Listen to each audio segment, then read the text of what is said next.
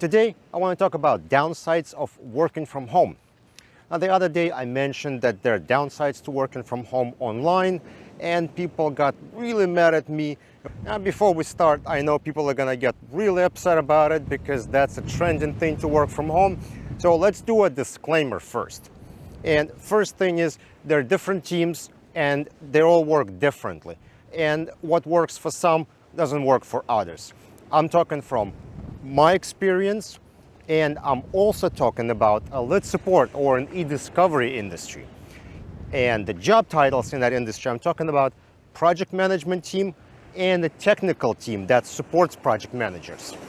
It could be either project managers and analysts, or project managers and assistant project managers, whichever way you describe it. You usually have a project manager who's in charge of talking to a client, and then you have a supporting team who actually handles some of the grunt work, day-to-day work.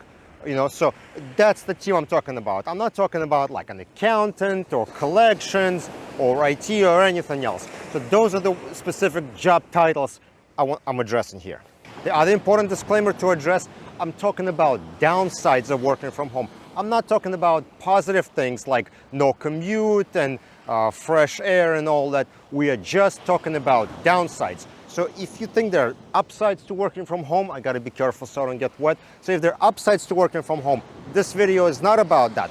If you have a list of those, put it in the comment section below, make your own video, something like that. Today, we're talking about just downsides of working from home. The first place I think we should start is lack of social interaction. Human beings are social creatures and they need other people to talk to and to socialize. Of course, you could have your family, your kids, your wife, or maybe you like to be alone. So that's a kind of personal preference, but generally speaking, humans want to socialize with others, and being in an office environment allows them to do so. And the next problem I personally had, and I know some others did too, is when you're working from home, your spouses don't understand what it means working from home.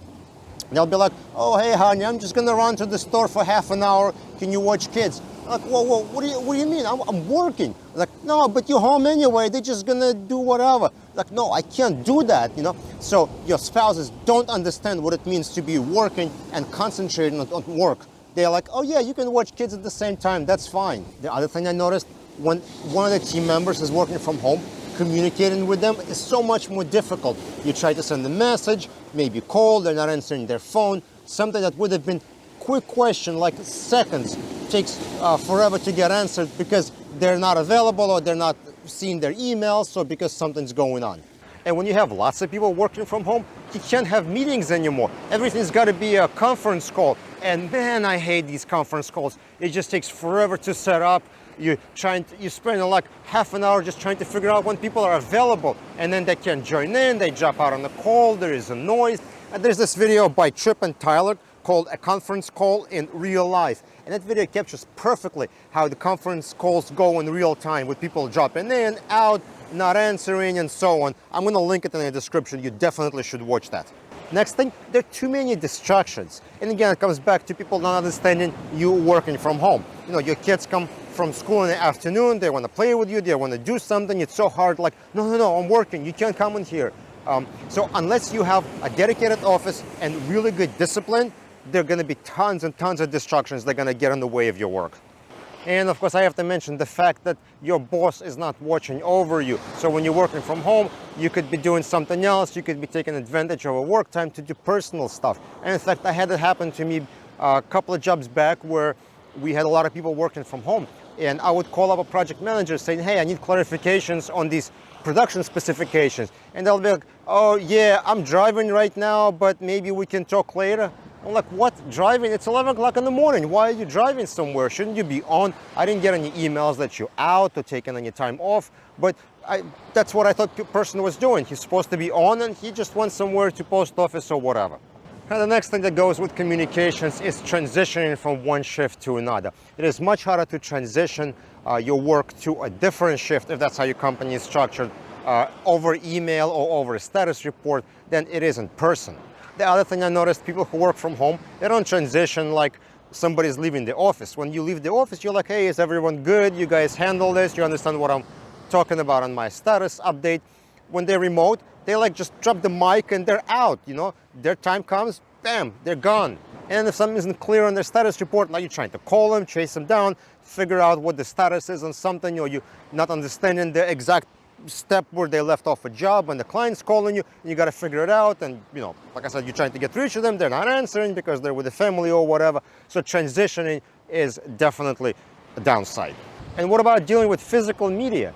Not everything goes out by FTP. We still deal with hard drives and DVDs and thumb drives and so on. And people who work remotely, they're unable to handle that. So what they do is they have to get somebody in the office who's in the middle of a job and say, hey, could you plug in this hard drive for me? Or could you take this thumb drive and copy the data over? Or can you handle something else for me? Or if it's CDs or DVDs, they say, oh, could you get the CDs from the analyst team, check the labels to make sure they're good, and then ship them to somebody? Like, well, what a pain in the butt. Somebody else has to handle your project now? And the last thing I want to mention is training. Training is super hard, especially if you're changing from one software package to another. You want people to be in the same room. You want them talking. And it's not just scheduling a meeting or two, it's day-to-day working together. And even if you get people to learn the actual software, there is a workflow that needs to be learned. It's not just about learning how to use, you know, concordance or whatever. It's about how it's going to be used, where the saved searches are going to be saved, where the QRY files are going to be stored. The team has to work together and have this consistent process that everyone follows. And whenever someone is working remotely, they're always behind. They have no clue. Oh, you guys started doing it this way? I didn't realize that. I was still doing it the old way. So those are my downsides for working from home. Now, to me, it actually seems like that working from home is a new outsourcing. You know, in the past, we used to be outsource programming to Russia or South America, outsource coding to India, outsource everything. You know, everyone was on that hype. And now it seems like everyone on this hype of working from home, you know, everyone wants to be working from home. Look, I know there are going to be a bunch of people commenting anyway, you know, working from home is such a great thing. I've been doing it since I was in kindergarten or high school or whatever. If it works for you, great. If it works for your team, excellent. You know, keep doing it. I'm not saying you shouldn't do it. All I'm saying is there are certain situations that do not work well, in my opinion, and those are my reasonings for it not working out well. If you have different experience, please leave it in the comment section below, and I will talk to you guys later.